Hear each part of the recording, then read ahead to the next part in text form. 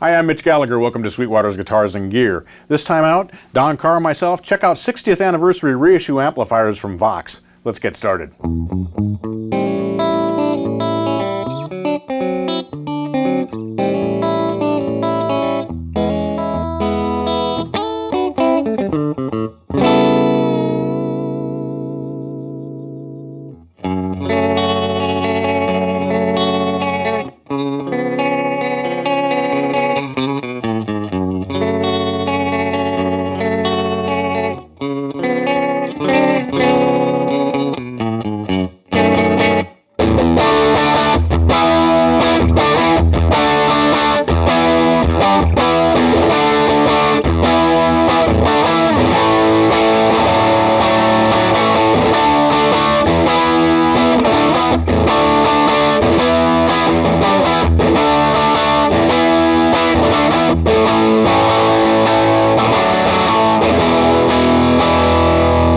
Vox is celebrating the 60th anniversary of the founding of the company in 1957, and part of that celebration is two new amplifiers, vintage correct, period correct AC15 and AC30 models. Man, Vox is such an iconic sound. It's been used by so many players, heard on so many records. And originally Hank Marvin with the Shadows, right? Exactly. And everybody names the Beatles, but there were so many other players as well. Oh man, Brian May, The Edge.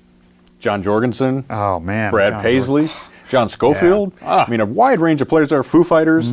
So lots and lots of players and a lot of different styles have used Vox amps. And what Vox has done is gone back to their archives and found two outstanding examples, the best sounding examples they could find of the AC15 and the AC30, and that's what we're checking out today. 150 of these amplifiers will be released worldwide, so there are very few of these available.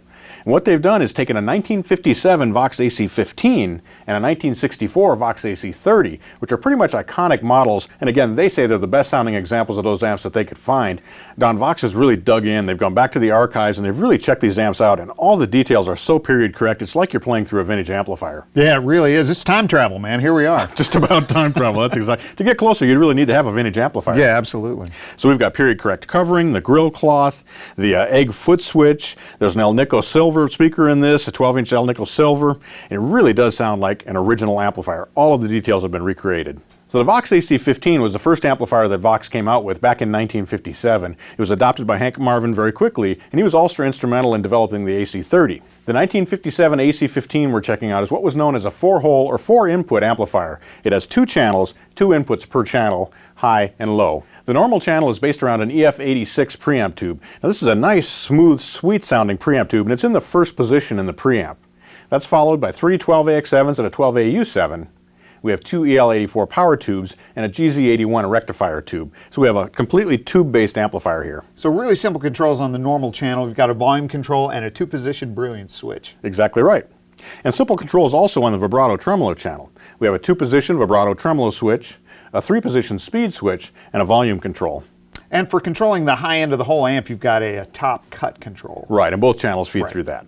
So Don, one of the great things about the AC15 is how versatile it is. Everyone knows it for that chiming, clean tone that's so prevalent in the Beatles and you know, the alternative bands and things like that. And you can certainly get that out of this amplifier, but as you start turning it up, it gets nice and crunchy. Boy, it sure does. And the louder you turn it, man, it just compresses that much more. A lot of that is that Alnico speaker, which really does respond to your playing well and to what's coming out of the amplifier. And the fact that it's a single-ended power section as well. So Don, let's take a quick tour of the sounds that are available in this amplifier. We'll start out with the normal channel, and we'll have the brilliance over in the, I guess you'd say, the left-hand position at this point. I've got the volume set to about 12 o'clock, and the top cut is turned all the way down, which means that all of the high frequencies are getting through. It's the brightest this amplifier will sound.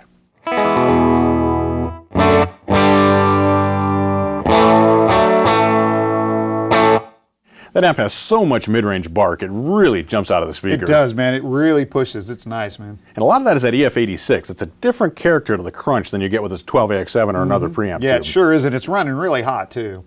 Now, if we want even more top end, we can flip the brilliance switch over to the second position.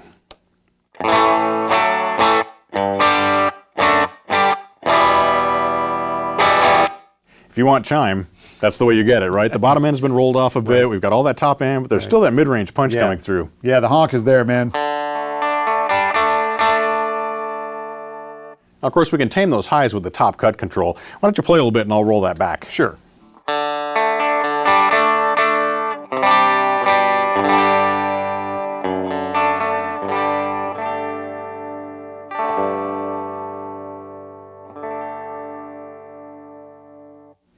if we flip the Brilliant switch back,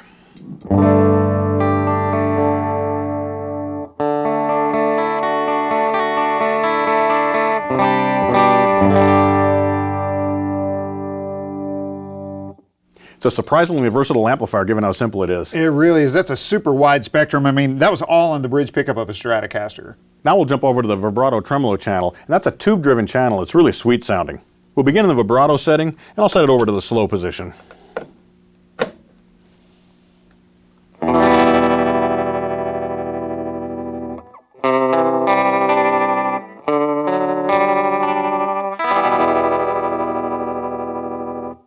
At the middle speed,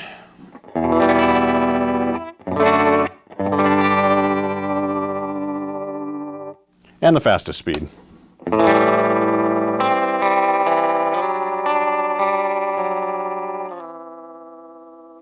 What I like about the vibrato in this amplifier is it doesn't make you sound out of tune. It's just a nice pulsing modulating tone. Yeah, that's part of that tube-driven circuit for sure. Now we'll switch to the tremolo setting. We'll go back to the slow speed.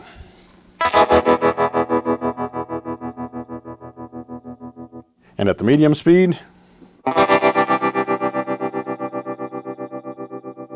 and fast.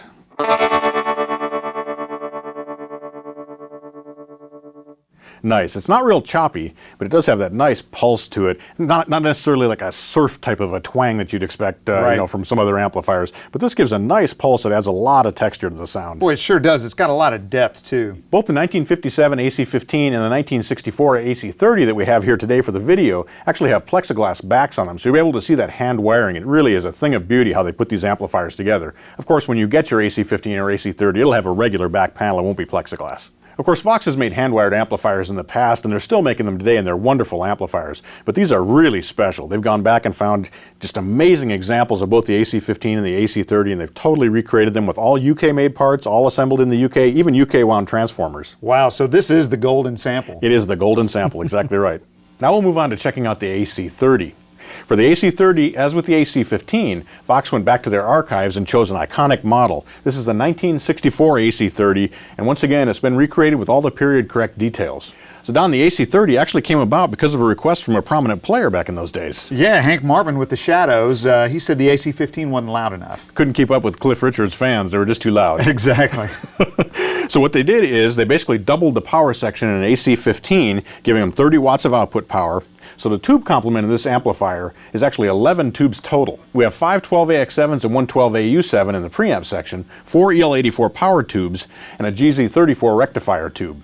So when the original AC30 came out, it only had one 12-inch speaker, and it had 2 EL34 tubes as well. Right, so it evolved to this case, what they actually called the twin version of the AC30, substantially louder than the AC15, and hopefully loud enough to keep up with the Shadows fans. So what we have here is what was known as a 6-hole or 6-input AC30. And those 6 inputs are covering 3 different input channels. Yeah, and there's a low and high input for each channel. Right, which gives us a total of 6. Right. So the 3 channels are the normal channel, which basically just has a volume control. Then we have the Brilliant or Top Boost channel, which incorporates what was an optional module in the AC30 into the actual control panel. The Brilliant channel has a volume control, and it also has bass and treble controls that only affect that channel. Finally, like the AC15, we have the vibrato tremolo channel. And all 3 channels are controlled by the high cut control, lets you get a handle on the high end. That high cut control actually operates in reverse. When it's turned all the way down, all the high frequencies are getting through, and as you turn it up, you're reducing the amount of high frequencies, cutting the treble. Yeah, right, literally a cut control. Like the AC15, the 60th anniversary AC30 is completely period correct, and it's also 100% made in the UK. We have UK wound transformers, we have period correct covering, period correct grill cloth. The speakers inside are Celestian L nickel silvers. We have a period correct layout. The circuitry is also 100% period correct.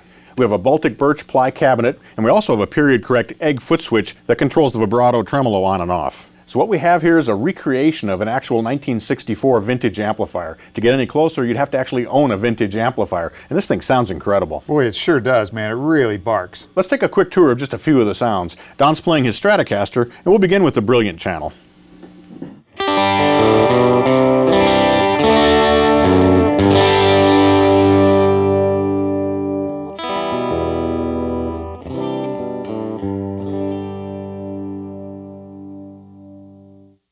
Obviously really dynamic, responds very well to your volume control. It's got all that shimmer and brightness on top, but it's a much rounder, fatter amp than I think some people will expect a Vox to be. Yeah, exactly. You think of a Vox as, you know, being super chimey, but there's so much of that nice low mid stuff.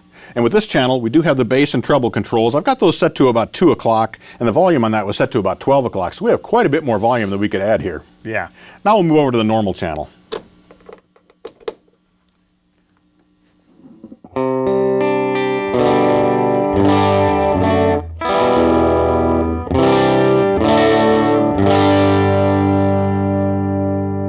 And let's turn down the high cut.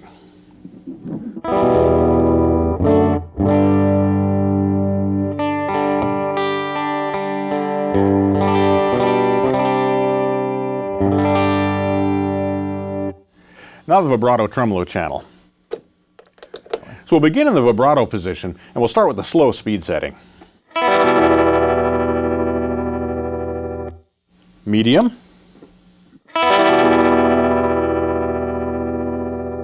And fast.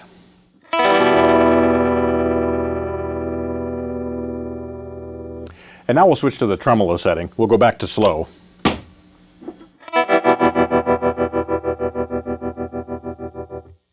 Medium.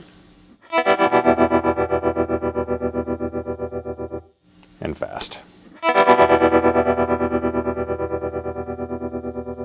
That's an awesome sounding tube-driven circuit. It sure is, man. It really just makes the amp shake, man. It's awesome. And whether you're using tremolo or vibrato, they're both very usable sounds. Yeah, absolutely. So with those 3 channels, the built-in vibrato tremolo effect, the bass and treble controls on the Brilliant channel, the top cut, we really have a lot of versatility in this amplifier. Yeah, you really do. I mean, you think of it as being a one sound amp, but it's really not, and especially with using the different sensitivity of the different inputs as well.